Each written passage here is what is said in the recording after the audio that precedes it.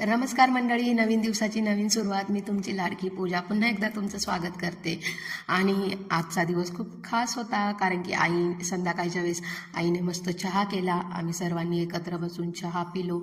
मग तिला शेतातली थोडीशी कामे होती, तिने ती कामे आवरायला घेतली. पण त्या अगोदर माझा भाऊ आणि आई दोघे मामाच्या गावी गेले होते. तिथे तिला कांद्याचं रोप बघायचं होतं.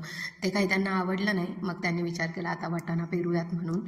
मग मामाच्या गावावरून काही खाऊ आणला होता, जसं की सीताफळे, काही कणसे, टोमॅटो आणि फुलं आणली होती देवासाठी.